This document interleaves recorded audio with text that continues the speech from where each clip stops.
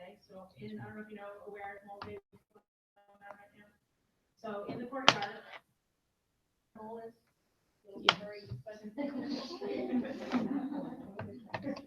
It's chemistry, right? Avogadro's number, 6.023 times 10^23 is mold, right?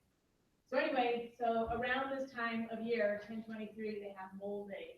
So they have some really cool stuff that's going out there that you can do these little experiments and actually have take-home things. You can etch out some shells. Gosh, dye some, I think some scarves with some dye from plant materials. So some cool little experiments that are going out there. Right, so we're going to go out and participate. I was hoping to get a few stations that had acid-base buffer systems with no president with respiratory system. So I don't know if they were able to pull that together. Okay, so anyway, that's what we'll do. We'll be real brief with respiratory system and then go out and participate with chemistry molding.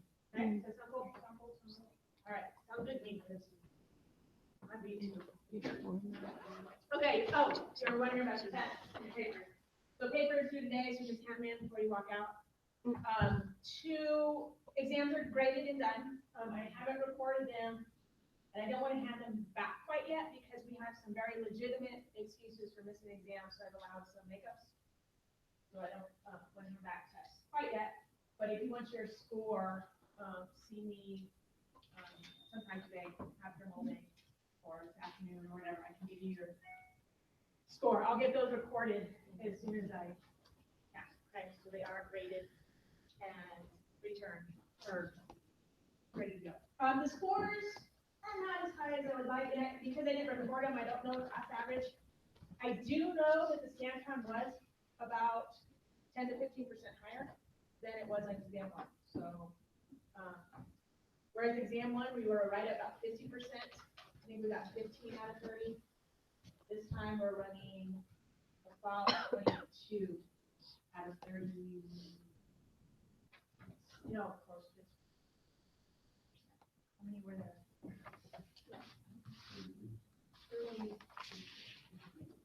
34, right, 34. I was thinking 38, but no, it was 68 points, but it was 34. So 22 out of 34 is about 2/3. So we're running. Okay, so that was good. But we'll go over the test when I hand it back. But like I said, there's some major things in here. Okay, I think that's everything. Paper, test. Next week we get into urinary system, right? That's what's coming up next. Learn smarts. And I think that's all I have right now. Okay. So I don't know why this projector's unplugged and not working. So apparently we're down to 1 today. So we'll have to make that work. Okay. So I'm going to start with a little activity or question, I guess. We're going to start with respiratory muscles.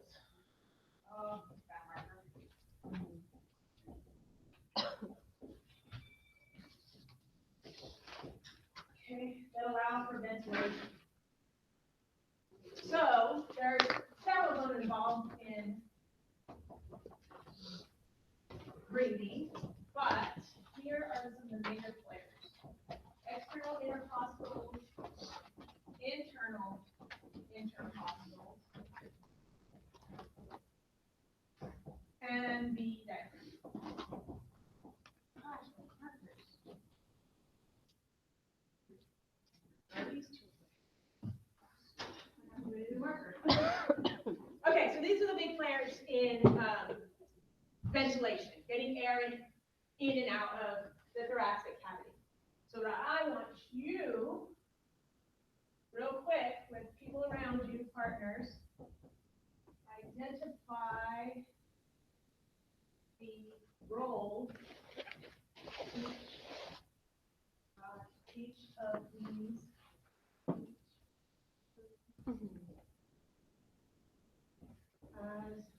in ventilation. And to take about, I don't know, 5-10 minutes. What did each of these do in ventilation? And then I'll pull all the roots and see if we come up up with the list. How do external intercostals, internal intercostals, and the diaphragm, what do they do for ventilation?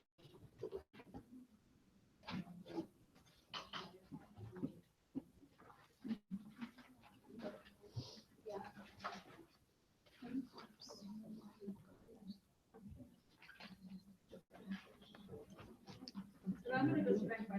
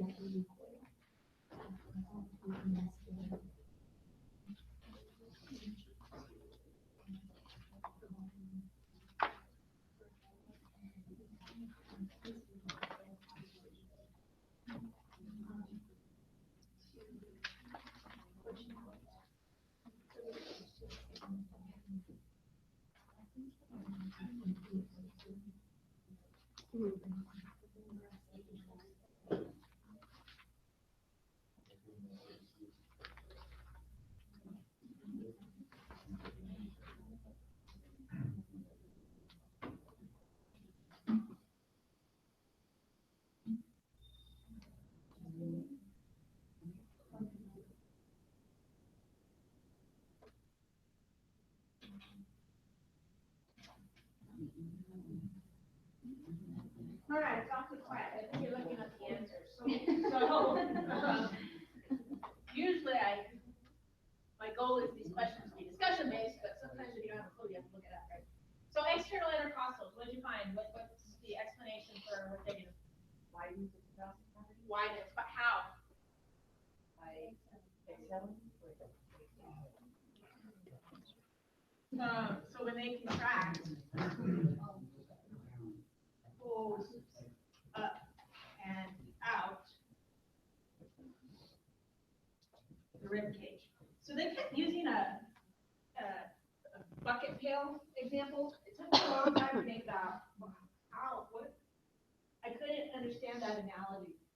But if you take a minute and really think about bucket handles being analogous to your ribs, okay? And the reason they're using that example is because the bucket handles have two attachment spots, right? One at each side of the bucket. Your ribs are the same.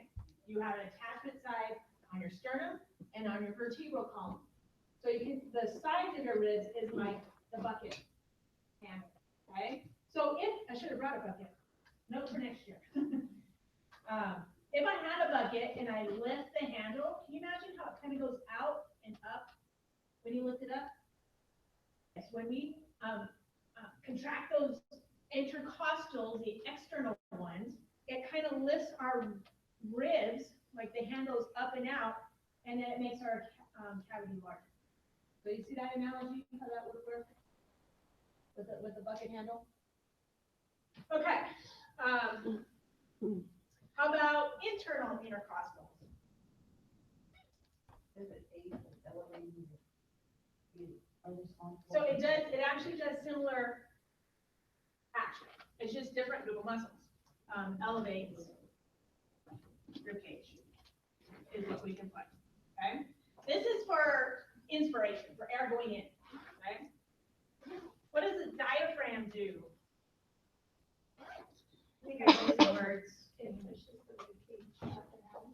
It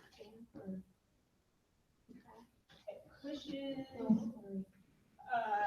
so when the diaphragm contracts, I think of it more as pulling down instead of pushing up, more of a pull action, because, here, let's look at the picture. The diaphragm is curved, and it's quite curved. For those of you in lab now, or who have been in lab with the cadavers, think about that diaphragm. Have you seen how it curves over the liver? It's a quite curved muscle, right? And when it contracts, it kind of flattens out. Okay, so it's pulling down on the rib cage, again, increasing the volume of this thing, okay? Okay, so here's the image that's describing these muscles. The external intercostals, okay, so the intercostal means between ribs, okay? But you have a layer on the outside and a layer kind of on the inside. So external muscles and internal, they're different groups, and they attach to a different side on the rib, okay?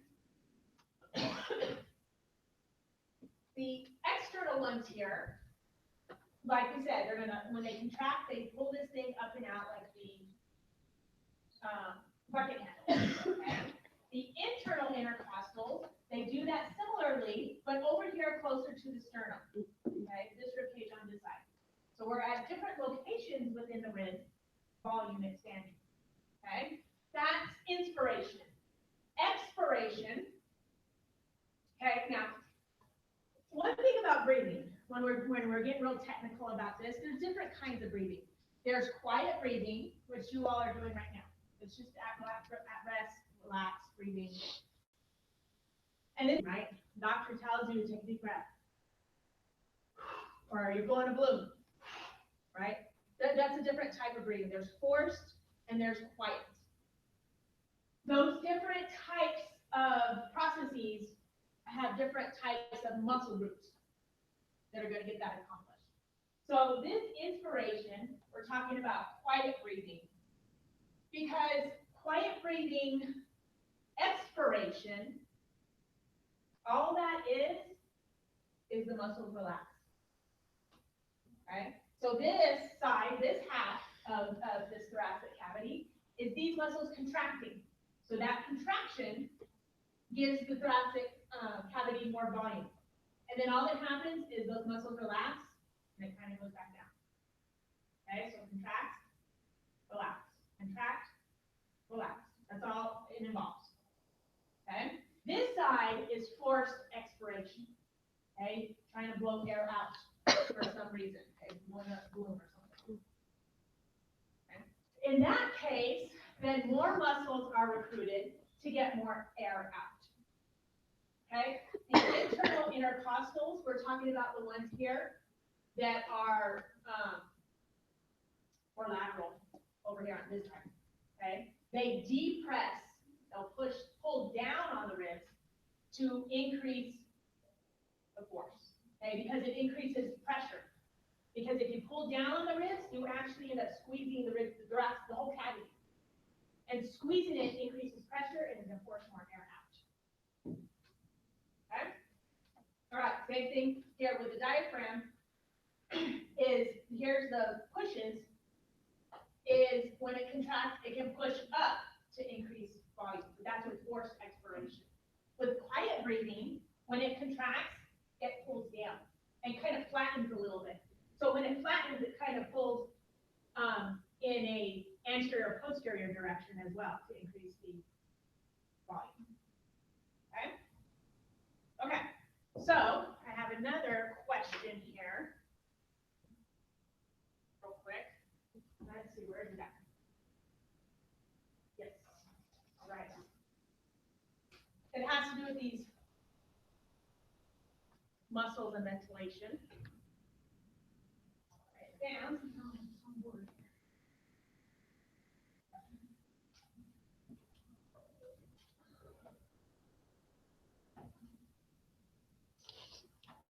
Okay, so I have a question for you.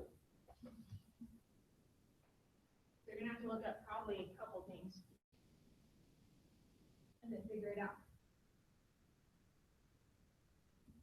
This is the problem with using spray. You have to wait for it to dry before you can write again. Okay, so how does the, I need to see how to spell this.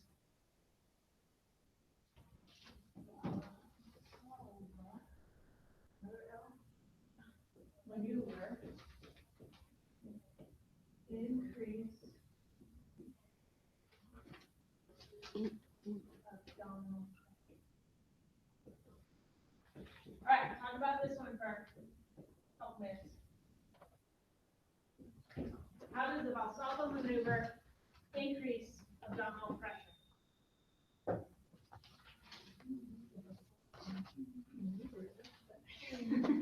That's probably the first thing. It's like, what is the Valsalva maneuver? Hold your breath so that you can contract. Still working.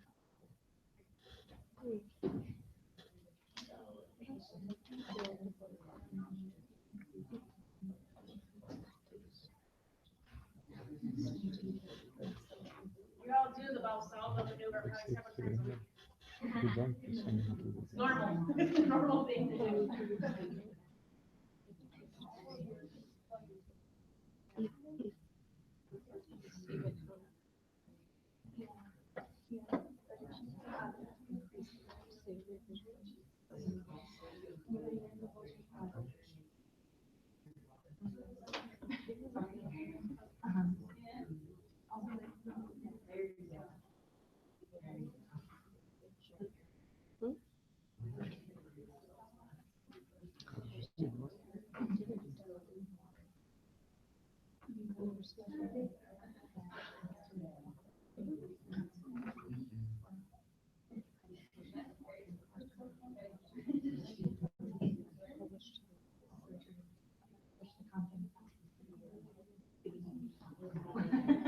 Whatever, yeah.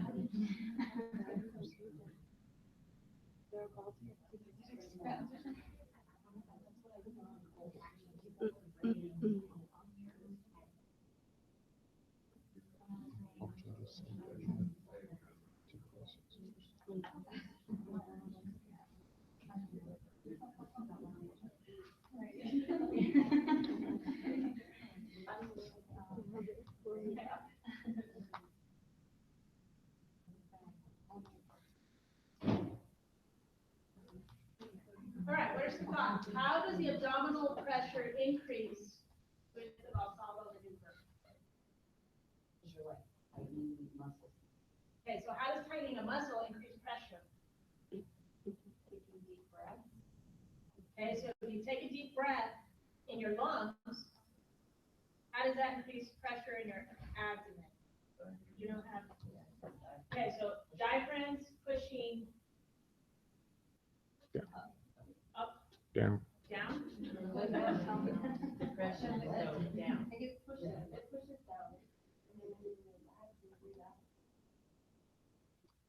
I think you're all getting there. Okay, so you're follow the logic. It make me think this way. Okay, so the Valsalva maneuver. So you take it. So first of all, you take in a deep breath. Usually, all the time. Usually, all the time.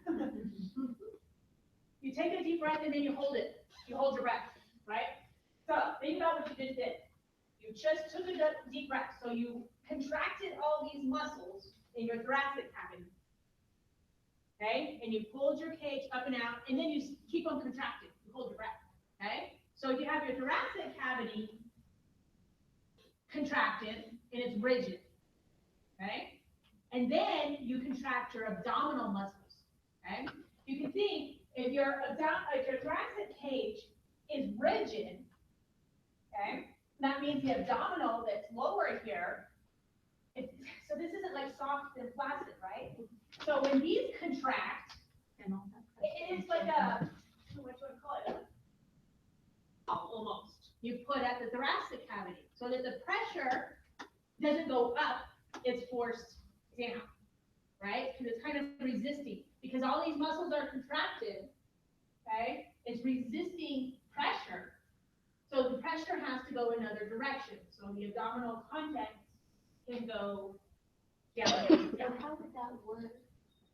We're talking gravity and everything below the thoracic cage. How would that work if we're trying to row? It's the same thing, it's the same concept, but we have different abdominal muscles in play. So to get a different direction of force, okay, is what's going on there. Okay, it's still increasing abdominal pressure, but now we're using muscles that take things up and out, as opposed to down and out. Okay? Yeah. It can change heart rate also, Yes, because I know at hospital, like, so that, I don't wanna take, medicine that stopped my heart for a second. They'll tell them to bear down. Right. And see if that will change the heart rate enough to not have to take some kind of to medication. medication to slow the heart down. I'm guessing when they're like, how rapidly you do, and, Yeah. they know enough about the medication, 'cause I think that So they tell them to hold their breath to decrease heart rate? it usually doesn't work, just to bear down, they said, act like they're going to the bathroom.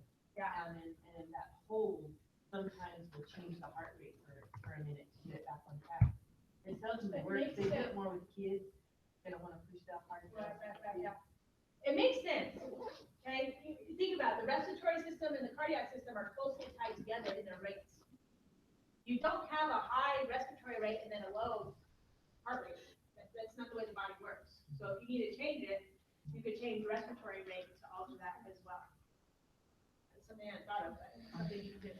Okay, so now we know the Valsalva maneuver, and how it increases abdominal pressure. Okay, a few more concepts here. Neural control of breathing. In the heart, how does the nervous system control the heart rate? For the heart itself. So there's a couple things, right? There was one, the heart is autorhythmic, doesn't like stop. Remember we saw the turtle heart, but I cut it out and it continued to beat. So you didn't need a brain to beat the heart. You need the brain for heart rate, okay, to match the body's needs. Okay? In the lungs, it's different. There is no auto system. Okay? It's not autopilot. There needs your brain to breathe. If you sever that, spinal cord injury, trauma, something, if you separate lungs from brain, lungs will stop. Okay? You cannot cut lungs out of a mammal and then they keep going. That doesn't work that way. So the neural control, okay? I'm not going to get technical on this. The only thing I want you to know is that there is conscious control and unconscious control in breathing. Do I have a slide in this one? I have to write it down? Yeah. So I put a few words down. Okay, so there's no autorhythmic pacemaker like there is in the heart. Okay? You have, the one of the big thing is we're talking about skeletal muscle. Muscles, your diaphragm, that's skeletal muscle. One of the descriptions of skeletal muscle is conscious control, right? Smooth muscle, cardiac, you don't consciously control that muscle.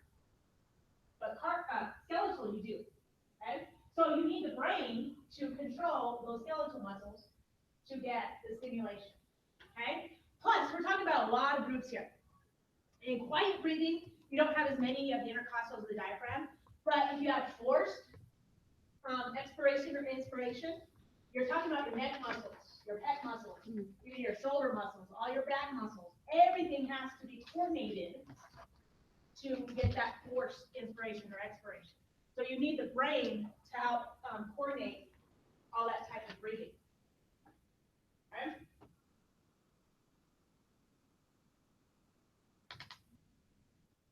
How was I going to lead into this question? I have a question for you, but okay. So what's the reason the brain would increase? Why would the brain increase respiratory rate? If there wasn't enough oxygen reaching the brain. What does the brain monitor more closely than oxygen? Blood pressure. We're getting to them, okay? blood pressure, but let's stick with the gases right now, because we're in the respiratory system. Okay? So CO2. There it is, pH. Okay, so I want you, here I have a floaty. Oh, where'd you go?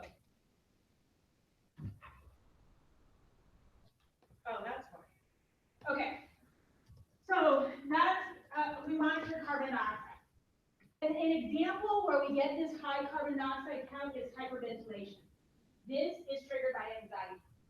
Something's going on, whatever that might be. It could be trauma, it could be a loved one that's sick, it could be school gives us anxiety, it could be work, it could be family, whatever. You know, something has given a patient some anxiety and they start, you know, this rapid breathing. Okay? So what's happening is they are expelling carbon dioxide faster than they can make it. Okay? So actually in this example, carbon dioxide level is dropping and the pH is rising. Okay? When this happens, these people can get very dizzy and fuzzy and they can faint, syncope, because of their pH changes. How do you treat this hyperventilation? Slowing down the breathing's one. Breathing, why? What is breathing in the bag do? You're rebreathing You're CO2. rebreathing. You're getting CO2 back into the system. If you can't make it fast enough to maintain your pH levels that are proper for the body, well then just rebreathe the carbon dioxide back in. So that's why I breathe into a bag. Okay? Rebreathing carbon dioxide. Okay, so here, yes. An activity, oh, it's kind of small, I'll read it to you. Draw the bicarbonate buffer system that explains how a drop in CO2 leads to a rise in pH. You do that? Take about 10 seconds if you know what I'm asking. Okay. Draw the bicarbonate. So this is not a fancy drawing. Literally, it's a equation. Draw the bicarbonate buffer system that explains how a drop CO2 leads to a rise in pH. So I've given you all the pieces to draw this.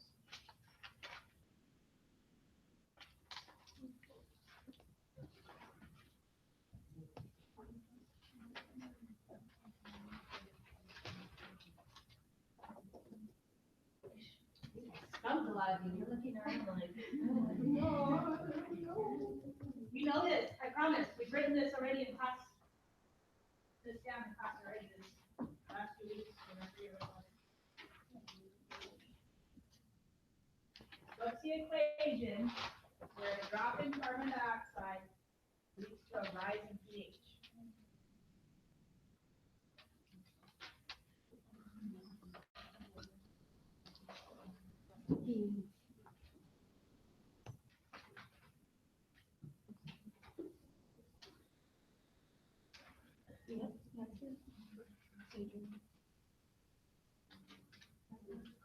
You got it? Somebody got it?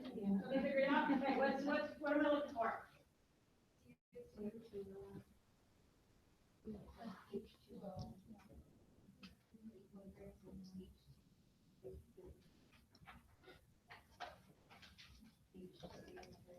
H2O.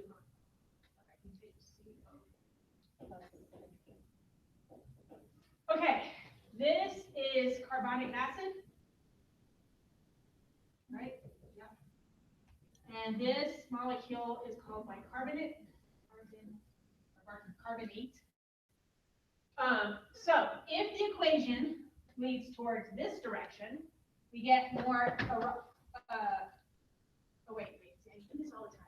So rise in pH, but no, a drop in pH is acidic. If we get a rise in pH, we're becoming more basic. Okay? Okay? So if this number drops this way, then we force the equation to go direction. Okay? So it's actually over here. Okay? So the system's trying to get over here to bring the pH back to normal. Okay? So this is the bicarbonate buffer system. We're going to look at all these buffer systems quite a bit here in a couple of chapters. how they work. Okay? Right, so drop in carbon dioxide leads to a rise in pH. So this is acidic. So if the equation is going this way, this is acid, right? Releasing our protons here into the system is acidic. So this way is acidic, this way is basic. So drop in carbon dioxide, the equation over here, rise in pH. Not good for the body. Okay? pH doesn't like too basic of a system. Okay? Okay, the next subject for the respiratory system has to do measuring its health. Okay? Volumes, right? Tidal volume, capacities, expiratory, respiratory volume, all that whatnot.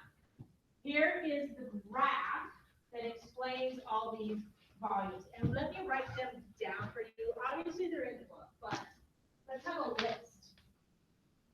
So we have them.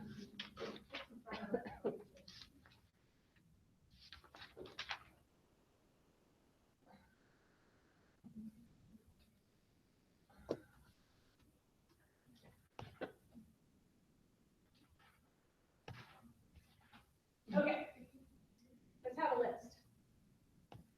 Tidal volume, inspiratory reserve volume, expiratory reserve volume, and reserve volume. Right, how does that mean? Tidal volume.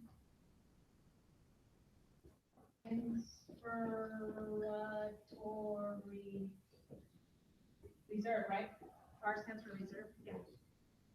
Reserve volume and expiratory reserve volume and reserve volume. Okay. So these are measurements of how much air you're breathing, can breathe. Okay, tidal depth volume is the air inhaled and exhaled in one breath. Most people, it's going to vary in body size, you know how big we are, and health, runs about 500 milliliters. That's how much comes in and out with each breath. Okay, now we can also do with maximum effort. If you a forced inhale, most can get to about, this is an ampersand. You know what an ampersand is? Means about. Okay? 3,000 milliliters. This is a forced inhale. This is a forced inhale. Yeah, everybody know milliliters? Let's do our jug thing. See, both of those are same size. This is what, a 500 mil? The Aquafina here? Yeah. I think that's a 500 mil. Mary, what do you got over there? 591. 591. That doesn't help. Okay. And then Connect's got, I think these are all 500.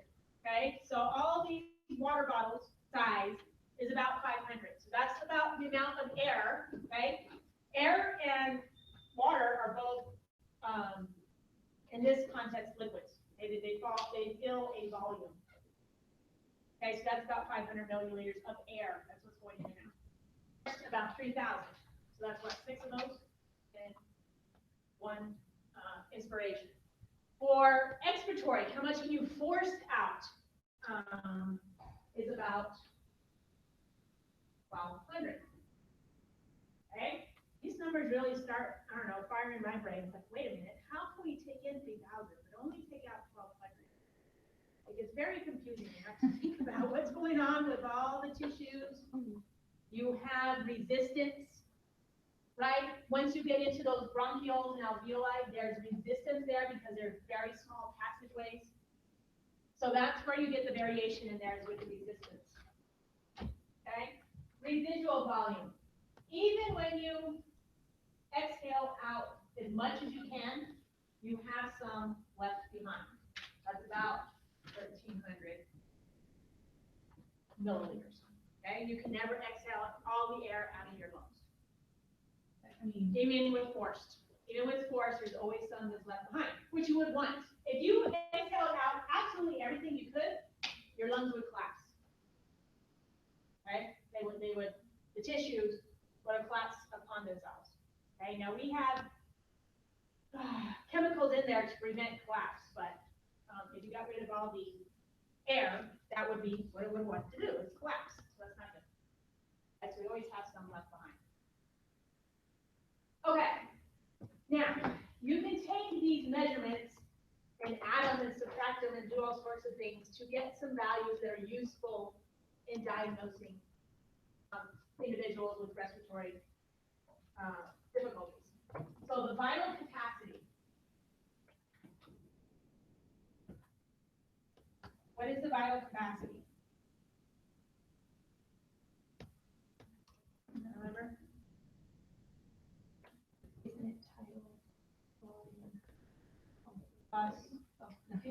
Keep going, I was writing what you were saying. Okay, so vital capacity is the tidal volume plus the forced exhale, is it? Or is it not even? So it's these top three. Okay, the vital capacity is,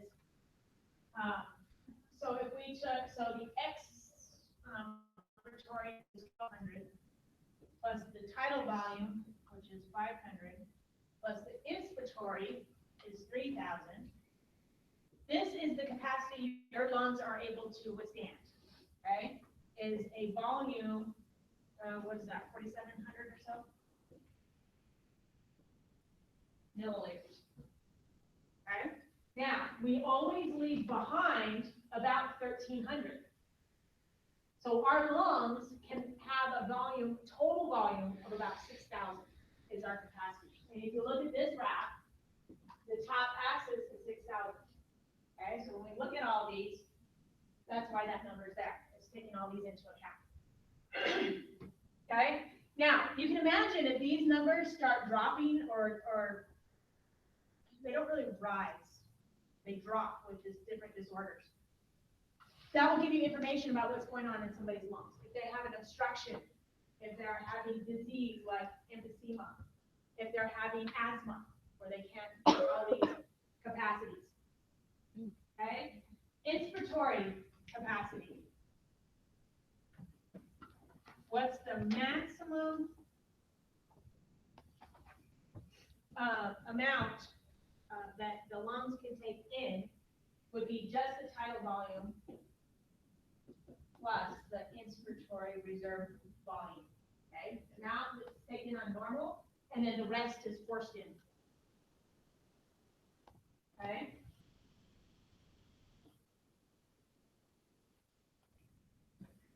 Residual.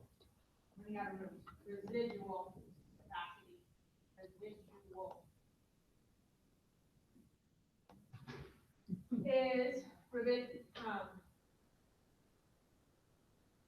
the residual volume plus the expiratory. Okay, so if we have 1,300 there and 1,200 here in the expiratory reserve volume, the total that we can exhale is about 15.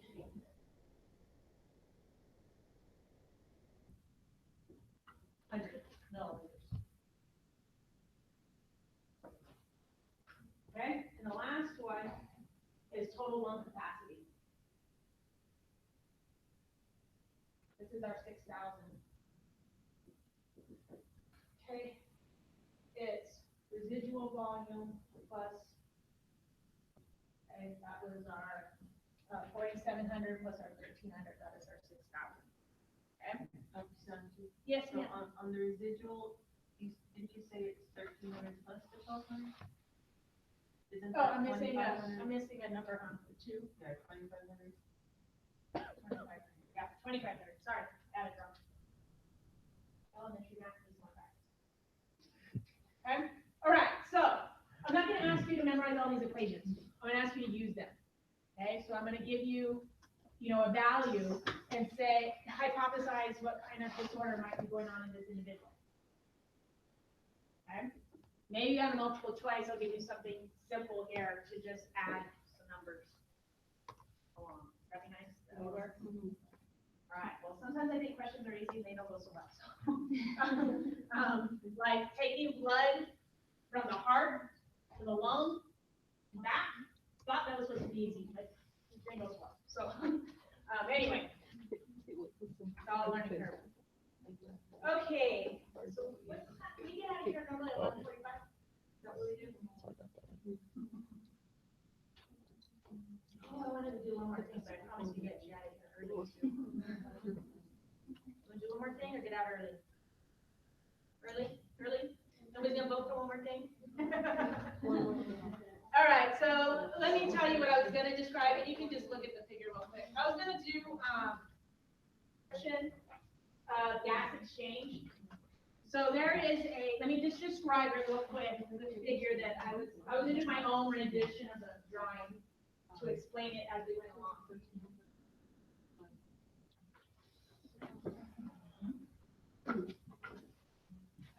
Okay.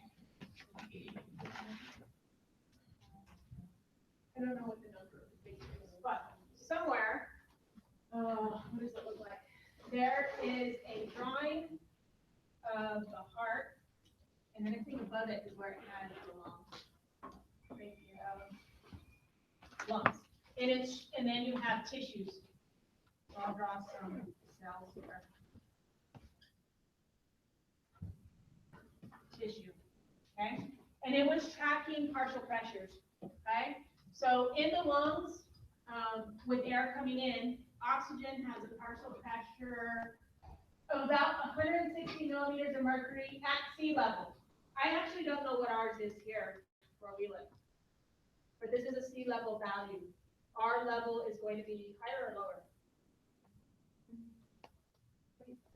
Oxygen. Oh, lower. I don't know the number, but we are a little bit lower compared where we live at a higher elevation. And then there is a partial pressure of carbon dioxide in the air, and it's about, I've seen a few different numbers. One place I saw about 0.25 millimeters of mercury, right? This is atmospheric, sorry. Atmosphere.